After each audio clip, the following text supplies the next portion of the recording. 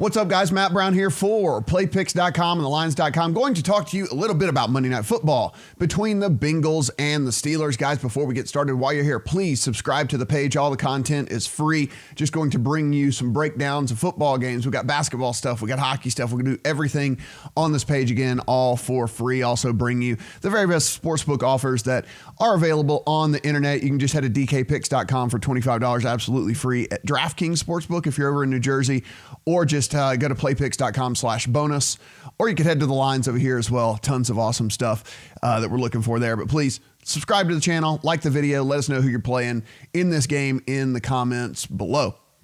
Got a cool new thing here on the lines. It's an odds feed, so you can go in, check out all of the odds that are going on each week. You can toggle between the week here. You can toggle between money line, spread, total. Of course, you can even do the sports and in New Jersey and in Pennsylvania. So depending on where you want to check out these lines, you can take a look at those as well. And of course, for all the big standalone games, we have the pages there, which is what we are doing here with Monday Night Football. So I'll scroll up a little bit so you can take a look at the lines as we are speaking about this game. We'll take a look at what's going on over at DraftKings, sitting at 3.5 in favor of the Steelers. You can see the juice a little bit on the side of the Bengals here. You got to pay 114 if you want that plus 3.5 here. 44.5 is the total in this thing. Over at William Hill, same deal. You got to pay that juice if you want the 3.5 here. You can see that Bengals money coming in here.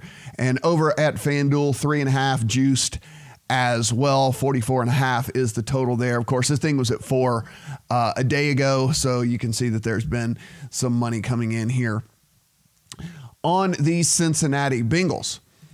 I will scroll a little bit here if you guys want to take a look and read along at what's going on with this game. This full breakdown over at the lines. Weather, 70s, humid, no real chance of rain, no wind to worry about, so we're not worrying about the weather in this game at all. Both of these teams are 0-3. The Bengals surprised everyone in week 1 where they almost went up there and pulled that upset in Seattle. They did end up losing. They looked absolutely miserable the next week against San Francisco at home, and then they looked pretty average in a loss to Buffalo. That's how they got to 0-3. Of course, the Steelers lose Ben Roethlisberger for the season. Enter Mason Rudolph. They look competitive against Seattle and San Francisco, but again, ultimately did lose both of those games. Week 1, they were just routed by the Patriots. Absolutely destroyed here. As far as the injuries go in this game, I'll scroll a little bit if you want to read more about this matchup as we're going along here. Of course, this full write-up just over at thelines.com/MNF, which is Monday Night Football. But defensive tackle Carl Lawson, doubtful for the Bengals. On the Steelers side, tight end Vance McDonald, of course, they're, athletic, playmaking tight end. On the bad side of questionable, more doubtful for this game here. So one less weapon there for Mason Rudolph. Bengals offense overall ranked 27th by Pro Football Focus. They throw it about 74% of the time so far through 3 games this season. So you can see, they are putting it in the air early and often. Dalton has actually gone over 300 yards in 2 of the 3 games this year. Went for over 400 yards in one of the games here. And he went for 249 against a pretty tough defense for the Bills. So, again, had to throw a lot, a lot was down a lot in these games, but something to consider there. Run game pretty much non-existent so far for this Bengals team. Joe Mixon has rushed for 87 yards total so far this season, 2.7 yards per carry. Gio Bernard only has 32 rush yards on the season as well. So certainly something we are taking into consideration when we look at this game. Pretty much going to have to be done through the air here, have no sort of run game to speak of. Mason Rudolph making his second career start for the Steelers. Offense overall ranked 29th by Pro Football Focus. What we've seen so far from Mason Rudolph through, a start and a half essentially is a guy that's, for whatever reason, not really willing to, take the top off, to try downfield, to try and make any plays down the field here. Maybe this is just him getting used to the NFL football. Maybe this was something that they needed to get coached up a little bit, and the coaches come over and tell him, like, hey, man, it's okay to throw the ball downfield. But we have not seen that from Mason Rudolph. Certainly going to need to do that in this game if this is something they want to win. Continue to scroll here a little bit more if you want to continue to read on here.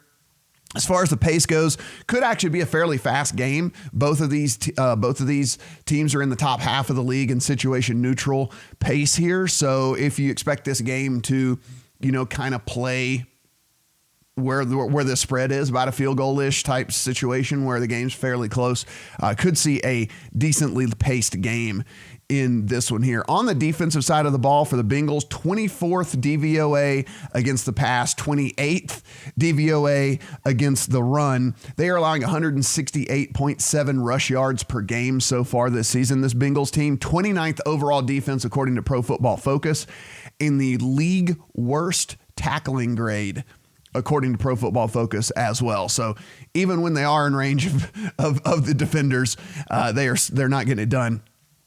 Worst tackling team in all of football. On the defensive side of the ball for the Steelers, giving up over 300 yards passing per game. The Steelers defense has been decimated through the air so far, just absolutely destroyed. 29th DVOA versus the pass. They're not that much better versus the run. 18th DVOA against the run. They did add Minkah Fitzpatrick, of course, through trade to try to shore up some of this pass defensive woes that they've got going on, but this will just be his second game with the team, so can't imagine. He did, came in and played right out of the gate as soon as they traded for him, but still, only second game with the team here. You don't think he's going to make just that type of instant impact with the team here. Now, let's make a case for the under in this one. We'll go back over here and look at these lines. So we're at 44.5 at DraftKings and FanDuel, but we are at 45 over here at William Hill. So if we're going to play the under, we're going to come over here to William Hill.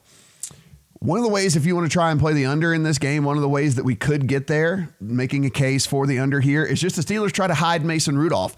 One of the things we got to talk about, the Bengals have been terrible against the run. And so maybe we just get a massive dose of James Conner and Jalen Samuels here. They don't really want to put it in the hands of this guy making his second career start. And further, like we said, he's not a guy that's been pushing the ball down the field. So you're not really getting splash plays here, which really help in getting games to overs, right? Those big chunk yardage plays. He had 14 completions against the 49ers last week. 10 of those were behind the line of scrimmage. That's not even a joke. That's real life. This guy just doesn't want to take shots down the field for whatever reason. So certainly a way that this thing could go under. And another thing, the way this thing could go under here is just the fact that they were gifted. The Steelers team was gifted 5 turnovers. 5 turnovers by the 49ers turned that into all of 6 points. So they weren't even really able to take advantage of anything. So even if they are maybe get, gifted a fumble or a pick by Andy Dalton or something like that, there's no guarantee that they're going to even be able to do anything with the short field. So one of the ways this thing could, a couple of the ways this thing could actually stay under for you here. Now, if you're looking at the over, we would not be playing the over here at William Hill. We'd head over to DraftKings or FanDuel where we get the extra half point here, 44.5. So we're going to play the over on this one. If we wanted to do that, look, maybe it's just Mason Rudolph needed to start under his belt, and he actually will just cut it loose. He feels more comfortable under center now. He does get to come back home as well. We should mention that start was on the road last week. So maybe he comes home, feels more comfortable, actually cuts it loose, starts throwing the ball downfield, take advantage of Juju Smith-Schuster and that receiving core of his. And, of course, using James Conner out of the backfield as well. Another case for the over could just be Dalton continues to do what other quarterbacks have done to this team, which is have a ton of success through the air against this Steelers team. Now, we did mention they brought in Minkah Fitzpatrick to help out with that. That being said, it's not going to be a magic fix cure-all here. So Dalton comes in, like I said, gone over 300 yards in 2 of the 3 games already this year. Maybe he keeps it going here against the Steelers team that's been very susceptible to the pass game as well. And then, frankly, another case for the over here is we just have 2 bad defenses, right? We just have 2 bad defenses going at it here. And a lot of times in games like this, the offenses actually end up winning out, even though the offenses aren't all that great in this particular game.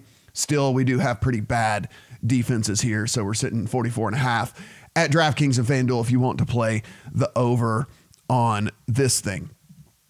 Let's look at some player props here. One of the things I think that I'm going to look at as far as player props is going to be Andy Dalton pass yards.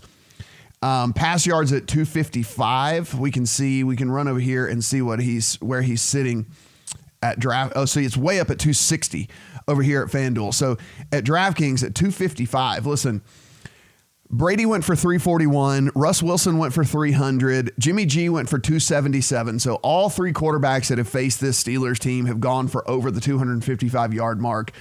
The rush game has been non-existent for the Bengals. So, I mean, you would think that they're going to just do what actually works for this team, which is go to the air. And then on top of that, the Steelers have been so bad against the pass here. So I'm actually going to play the over on Dalton, 255.5 right here for pass yards. Certainly something that I'm looking at. Also, total pass touchdowns. I'm actually going to look at the under on Mason Rudolph here at 1.5.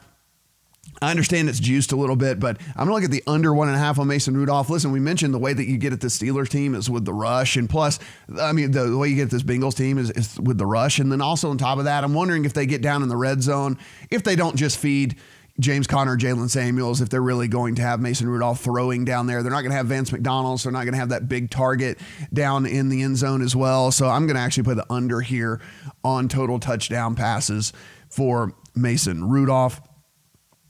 One of the other things, if I like the way that we're looking at over 255 yards for Dalton, well then, I mean, he's got to get there somehow, right? So he's got to get there probably by hitting his number one receiver in Tyler Boyd. So I'm actually going to play the over on 69.5 receiving yards for Tyler Boyd as well. This is a correlation play because you have to tell a story with your prop plays, and my story is the Bengals have success through the air. So if that's the case, then so does his receivers. And so I'm going to take the over on Tyler Boyd as well as far as that goes. The only other thing that I'm kind of looking at here is receptions for these running backs. I actually think that they're going to get more involved in this game. As we mentioned, Mason Rudolph, likes to throw the ball short anyway. So James Conner should be involved in this thing. And I just think the Bengals are going to end up throwing the ball, 45, 50 times or something in this game. So I think Joe Mixon actually could hit the over on his receiving prop as well. I'm not as confident about these, but sometimes the game just kind of lines up, and I think that that's maybe how this thing could play out here. Play them if you want to, but definitely like the Dalton over and the Tyler Boyd over, and then the under touchdown passes on Mason Rudolph. As far as how I'm going to play this game from a standpoint of the line and total here, I'm going to take the Bengals. I actually already took the Bengals when this thing first hit at 4. I got them at 4.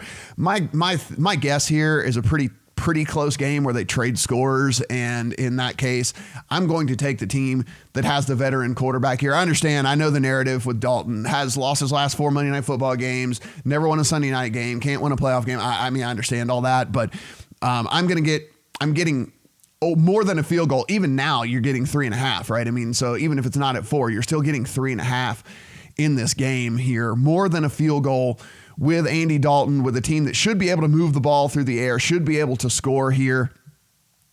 I'm going to take the veteran here over Mason Rudolph, even though he is coming back home here. Guy's just making his second start. I do think they'll be able to score, though, because this is a very poor defense for Seattle and a very poor defense for the Steelers as well. So I also like the over in this game. I understand it's a little juiced, but not that much here. But I mean, listen, we're looking at two bad defenses. These offenses are going to win out over the two bad defenses here. James Conner should be able to get things going against this Bengals defense, and Andy Dalton and his receiving core. John Ross has actually started to show out a little bit for him as well. I think that he's going to be able to get the job done there through the air. I like the over in this thing as well. I'm not rushing to the window to put down huge bets on this game. There are a lot of unknowns. I mean, listen, Mason Rudolph, we don't really know what this team is all about with him under center. Just the second time he's got going here. Of course, this is if you want to buy into the Andy Dalton can't play in the primetime game narrative, there's also that as well. So there's different things going here. I do have middle-ish size bets here on the Bengals and the over, but certainly not going too crazy on this game, and certainly not laying anything heavy here. Don't like to do that when I don't feel super confident in games. So I would suggest you probably don't go too bonkers with this game either here. But guys, thanks for watching the video. Please head over to thelines.com. Take advantage of all these cool things we've got going on over here. And of course, if you want to play at one of these new sportsbook over in New Jersey or Pennsylvania, the very best sign-up offers you can possibly get are over there as well, including some there that are absolutely free money, like at DraftKings over in New Jersey. $25 absolutely free. You don't even have to do anything. So you just sign up and that's it. Please subscribe to the page, guys. Free content, as we mentioned. Please like the video, and also let us know in the comments how you're playing this game. Really curious as to your thoughts here as Andy Dalton and the Bengals head over to play the Steelers. Thanks. See you guys on Thursday.